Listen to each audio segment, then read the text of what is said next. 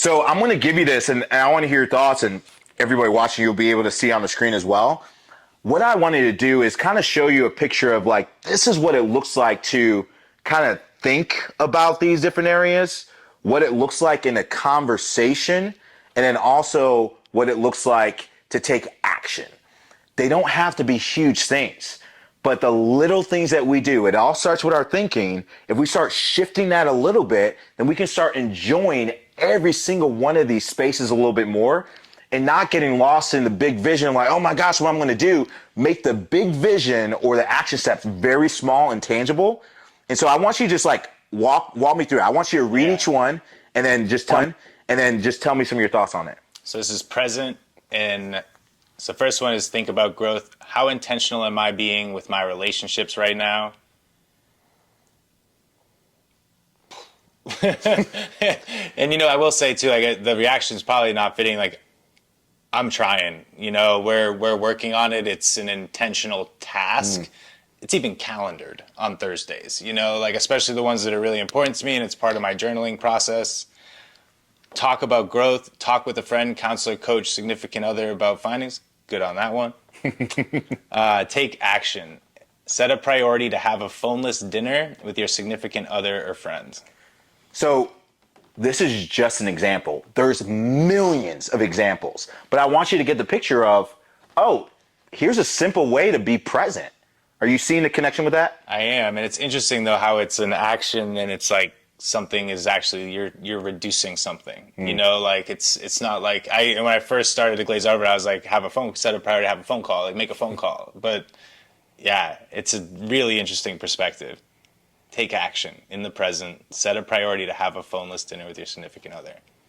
So the idea I want you to get is just dinner. I think it's like the other thing. It's like just sit down and have dinner, which is funny because I feel like growing up, it was like one of the things, and I don't know if it was just like the Catholic background, but it was like that was the thing. Dinner every night. Like can of corn, chicken, green beans if it was a bad day. But it was a staple, and now it's like if we sit down and eat breakfast, lunch, or dinner together, it's being done in parallel with so many other things. It's not a moment in time with somebody that I care about. Growth minded. Where is an area I would like to grow in this quarter? Talk with growth. Share your growth area with a friend and ask if they will hold you accountable in a weekly call. For take action, build a habit around this area. I think this one hits really home to me just with the work we've been doing together. I think this is where I still am very short term with my thinking too, and I think like the example we'll use for this, like the marathon, like we almost came across something that I knew was going to need to take more than 3 months, because I think that's where I'm always so occasionally great, not consistently good. And this is like it's just been a great habit to build, the habit being running and building endurance, and then really working towards this outcome of being able to do it for 26.2 miles. And I don't miss an opportunity to talk about that every day with strangers and people that are sick of hearing it already. I love it. I think the growth minded has really been developed. I think when I look at the 20% and the 3.2 hours, like my mind is like immediately going to like, well, does the gym qualify? I think that's somewhat being in the present. And then the 3.2 hours is accounting for the fact that I'm building the right habits. But I think like reading falls into that category for me. Stretching. I think about the new good habits that I'm developing that I fucking hate doing. Flopping hate doing. I think that's where like I keep coming back to that. And even just like the dog walk every day. Like trying to be a great papa for my dogs, like every day. And it's something I hate doing it. I hate taking the dogs for a walk, whether it's because I ran that day or it's just pain, but it's helping me. And I think it's not just helping me in the form of aerobic exercise that I don't care about. It's spending time with my dogs. Yeah. You're not on this planet just to deal with your dogs. Give them a good life, right?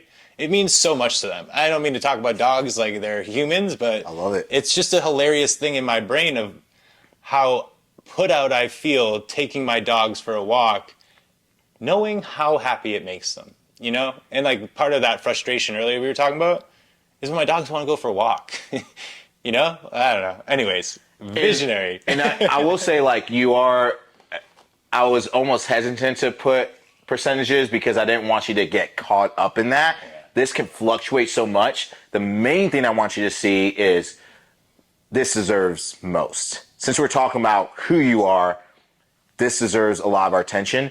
And why I love this the most, this section, why I love it the most, it reminds me that I can be content. Now, here, it's you're pushing forward. This is pushing a little bit more, and this is pushing a lot more. So you can get wrapped up in here so much, you're like, man, I'm not here. What am I doing? This reminds you to be content and grateful for what you have. Wow, I have a home. I can actually go run several miles right now. I have a gym I can go to. I have friends I can call. I have a family that loves me. Being content can be a challenge, but this contentment and this gratitude fuels this stuff. It fuels it so much. And that's why I'm like, man, people are missing out of this so much, because if they only spend more time here, they're going to have way more energy here and here. Just like you talked about earlier, you said, you know what, I really want to keep this consistent. Like, I want to keep this going. The secret isn't here. It's not in here, and it's not here. The secret is here. It's contentment. It's gratitude in your day-to-day that fuels all the other things that you're able to do. It's really interesting that you mentioned it too, because it literally was when I parked and was walking over here. Like, I take for granted every day our safety. Like, whether that's at the country level or the town level, but even just being in Sandy Springs, like parking car, walking, like going for the run today. It is just the entitlements that we just overlook all the time. You know, I hate that, but I love the moment when I remember it. And then I just try to keep that stuff front and center because it's so important. And it's, again, something you just take for granted. And what I love and I think is so special about life too is like, we earned it, you know? Yes, a lot of it was given to us, but like the fact that you and I can be privileged enough to be working in Sandy Springs, like, God, that's awesome. I'm blessed, you know? Like that's just an amazing thing. And I hate that I overlook it or don't ever think about it, but it's awesome, you know? Long way from Queens. I love it. All right, next one's visionary. What kind of impact do I want to have on the world? Attend a book club that relates to that area to keep the conversation going. Set a goal to read 6 books on that topic this year. So I want you to get this picture of, I know your mind works and there's a lot of things in your mind. If you can bring those things to something practical. Now, you might think in your head, like, what does a book club want to do for this big vision? What is this going to do? These books. But that is a stepping stone for who you want to be and where you want to go. And that's what I want you to start to see. Because I don't want you to just take leaps. You're like, there's a big clip where you're like, okay, I'm about to take this huge leap. I want you to take a step.